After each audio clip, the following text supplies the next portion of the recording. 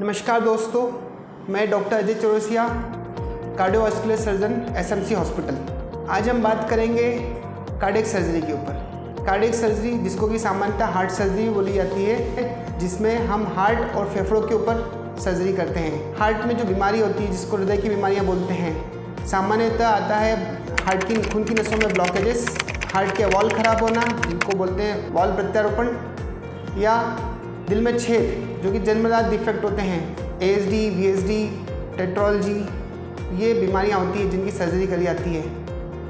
और सर्जरी आती है फेफड़ों की सर्जरी, जिसमें लंग कैंसर या TB के कारण जो फेफड़े ख़राब हो चुके होते हैं, उनकी सर्जरी ये आती है फेफड़ों की सर्जरी।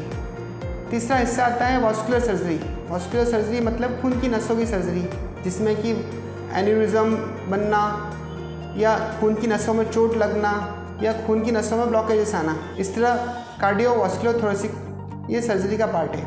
अब आते हैं सामान्यतः हम हार्ट की सर्जरी में क्या सामान्य सर्जरी होती हैं। सामान्यतः दो प्रकार की सर्जरी बहुत कॉमन होती है।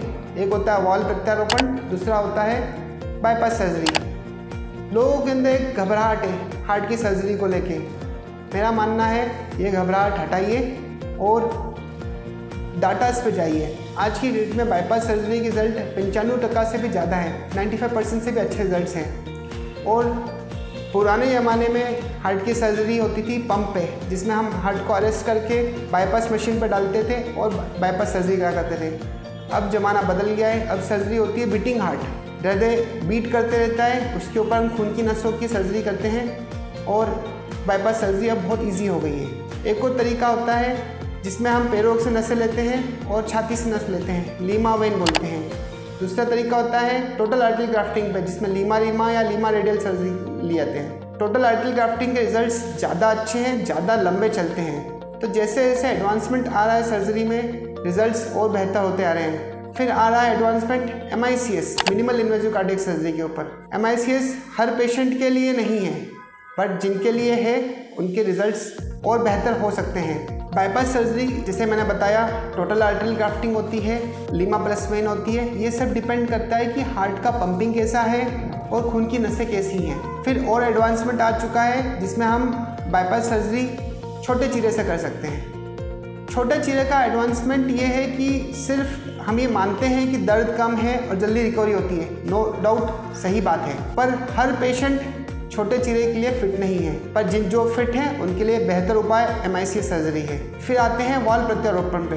वॉल प्रत्यारोपण या वॉल रिपेयर। वॉल रिपेयर एक अच्छा ऑप्शन है, जिससे हम मुख्य वॉल को बदलने से बचते हैं। क्यों? क्योंकि जिन वॉल को हम बदलते हैं, उसमें फिर दो प्रकार के वॉल आते हैं, एक धातु वाले वॉल और एक चमड़े वाला वॉल या टिश्यू वॉल जिसको बोलते हैं। टिश्यू वॉल में फ़ायदा ये है कि आपको कोई भी एंटीकोगुलेशन या खून पतला करने की दवा नहीं खानी है, बट इस वॉल की एक आयु होती है। सामान्यतः 10 से 15 साल बाद टिश्यू वॉल खराब हो जाते हैं। मैकेनिकल वॉल ड्यूरेबल होते हैं, क्योंकि चूँकि मेटल के अलॉय के बने होते हैं, तो ये लंबा चलते हैं। बट उसके साथ में एक तकलीफ ये है कि आपको एंटीकोगुलेशन खून पतला करने की दवा सामान्यतः खानी है, रोज़ खानी है, प्रतिदिन खानी है। और आपको 2 महीना 3 महीना में एक जाँच होती है, PTI, ये जाँच करानी है, जिससे आपको पता चलता रहेगा कि आपका खून एक निश्चित मात्रा तक पतला है या नहीं है, जिससे आपके हृदय में जो आर्टिफिशियल मैकेनिकल वॉल पड़ा हुआ है उसको नुकसान तो नहीं पहुंचा, उसके ऊपर खून का थक्का तो नहीं जम रहा है। अब सवाल उठता है कि हमें सर्जरी किन किन लोगों को सर्जरी की ज़रूरत है।